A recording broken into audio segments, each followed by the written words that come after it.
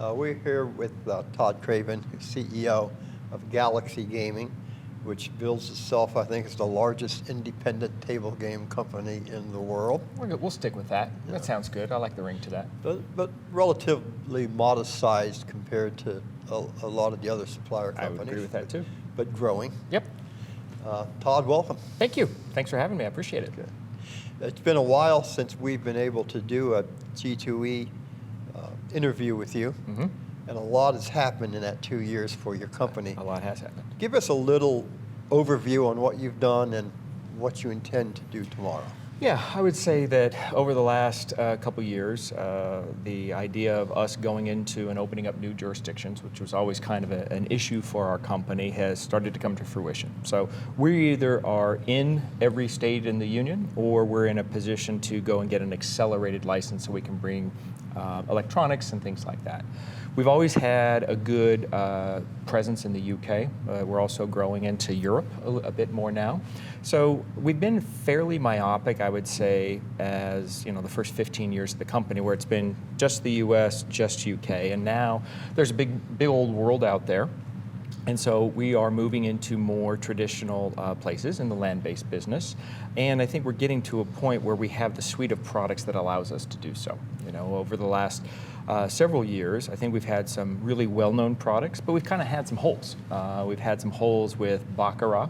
And this week we're releasing 3 new Baccarat games, new progressives for Baccarat, the lunar table display for Baccarat. So I think that helps us into, number one, a lot of the Asian pits around North America and Europe. But now we're starting to say, okay, we might have what we need to go into Australasia and some of those other places as well. At the same time, about a little over a year ago, we purchased a company called PGP. And PGP was a company that had the rights to a bit of IP for online gaming. They were our distributor, Galaxy's distributor, and we purchased them. And so we're now at a point where we're big believers in online gaming. We're on about 720 online casinos. They told me that number the other day. I had no idea there were 720 online casinos. So if that number's not true, we have somebody else to blame. But we are on about 720 online casinos. Most of that is outside of the US because we only have about 4 states now. But after that purchase and with the opening of Michigan and other places now, about 40% of our revenue now comes from online. And we deal in both RNG style games as well as live dealer games. And over the last 12 months, we are now averaging about 1 billion bets on our content online annually. So, we have good content. It's translating over into the iGaming space, and what we're seeing is coming back. It's something that we've seen for a long time over in the UK, where if you're a land-based operator, you want to make sure that the same type of content is available to the online space. And we're starting to see that here in the States. So if you have 21+3 on your Felton, Pennsylvania, you want to have 21+3 on the iGaming space there. So really, to use the term that's been beaten to death and it sounds very kitschy, omni-channel, right. We're big omni-channel people until a new, cooler buzzword comes along, then I'll switch into that buzzword. It is a buzzword. Yep. And the other thing that's become kind of a buzz metaphor or whatever, is the Netflix model. Yeah. That it's the customer who schedules when they're going to have their entertainment. Yeah. Mm-hmm. Can you talk a little bit more about that and how it fits in with Galaxy? Yeah. When you say Netflix, I think of a couple of things as far as our business. So we were one of the first companies, I think the first company that offered Prime, and what that was is for a monthly rate, a land-based casino had any one of our games that they wanted outside of the electronics.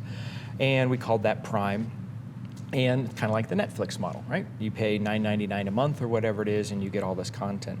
But I think the one thing that we are now getting better at is, if you buy that and there's no new movies on Netflix or no new shows on Netflix, the value of that falls, right? So one of the things that we're spending a lot of time on, we bought 5 new games, we're bringing these Baccarat things, is that value of Prime only stays there as long as you're continuing to introduce new content on there. To your point about the Netflix model and people choosing their time, I think we're seeing more of that. So in the iGaming space, what we find is that players visit iGaming sites more often than they do brick and mortar. They play and bet less than they do. And that in a lot of situations, and we kind of fall back on what we see in Europe that's been a mature market for a while, is that going to the casino turns into more of an event, right, rather than just a gaming deal, because you can get that gaming at home. I think the other point I would make about Netflix is when we as an industry are thinking, especially here in the States 4 or 5 years ago, we were competing with other out-of-home experiences, right? Were you going to go to the movies versus the casino? Were you going to go see a sports game versus the casino? And now, when you're at home and you've got the tablet on, and you're in Pennsylvania or West Virginia or Michigan, you've got the tablet on your lap, Netflix is an option, or iGaming is an option. And so now I think there is just a plethora of new in-home entertainment items that now we're competing against. And how do we go and make sure that we're getting the mind share on that stuff? So I took your Netflix idea there and kind of spliced it up a little bit, but I think all those things are applicable to how we think about business right now. What about casual gaming? That's one area that we haven't done a lot in. That and the iLottery space are probably the two next verticals that we're going to be thinking a lot about. On the social, it's really interesting. We talk to a lot of providers out there, and they say that table games is not a big element of that. We think there's more to it than that. So we haven't done much. I think that's an area, as we're bringing some new folks on board, that they'll be focused on. But the big opportunity for us is going to be really iLottery.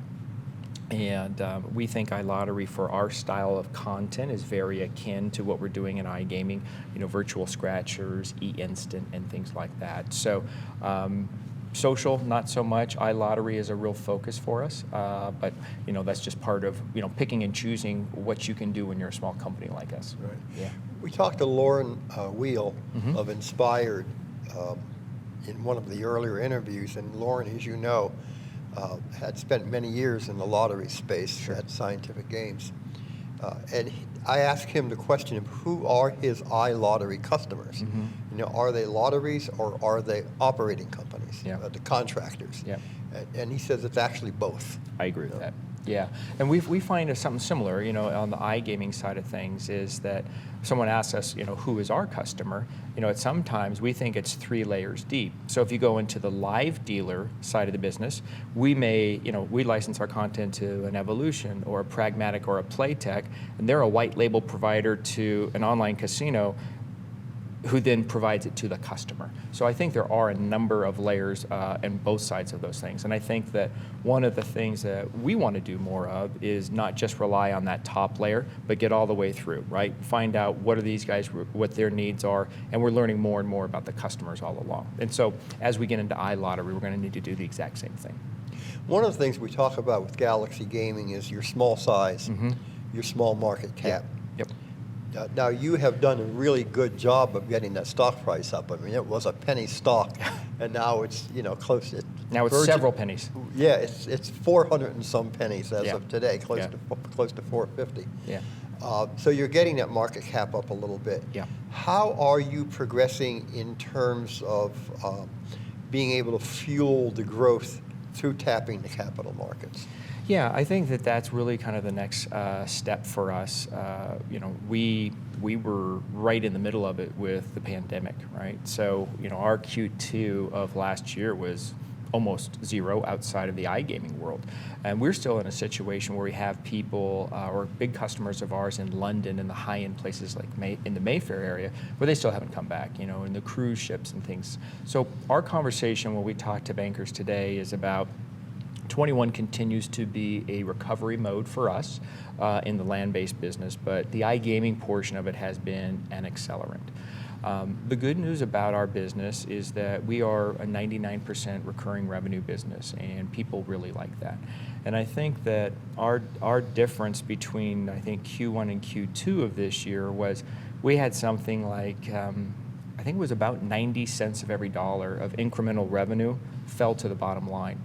So when we can, really get, through our base expenses on there, and we can show that the free cash flow that comes out of our style of business is something that is pretty attractive to those capital markets. And so, we would love to tap those capital markets and look at other small, tuck-ins like we did with the PGP deal.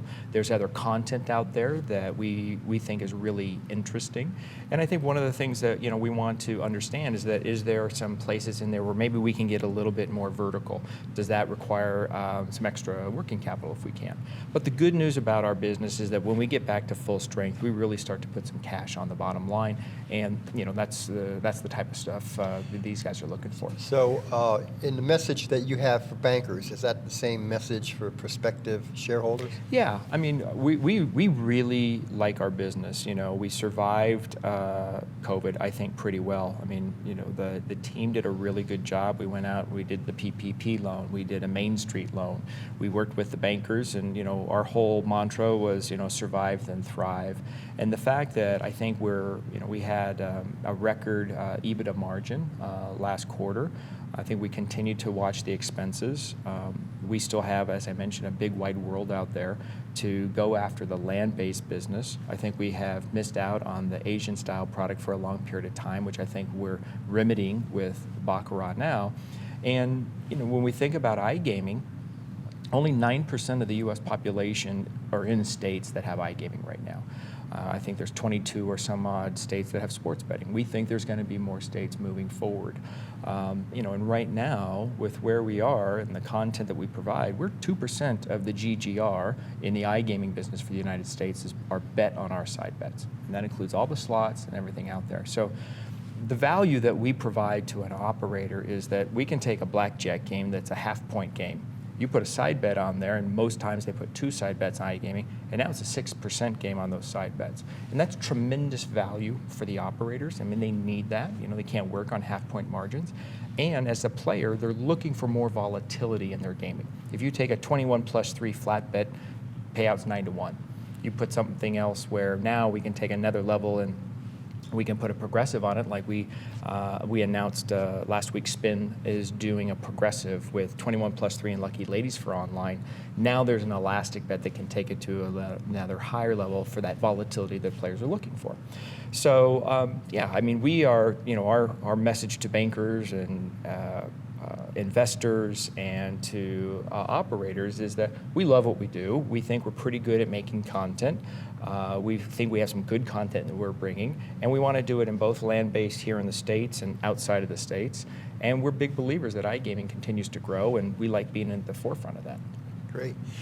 We're here at G2E. As you mentioned, you have some new products. Yep. What are some of the must-sees at your booth? Well, we don't have a booth this year, but we have people that are coming on over. I would say a suite of Baccarat games, which is really important to us, is something to take a look at. We also have come up with new hardware for that. So one of the things that we've heard from customers is that they didn't have the right bets and they couldn't combine them. We now have solved that problem. They've also said we need more interesting progressives, which we've done in regards to our progressive system, and they're looking for better hardware. So we have created the lunar table display. So we've taken care of all that.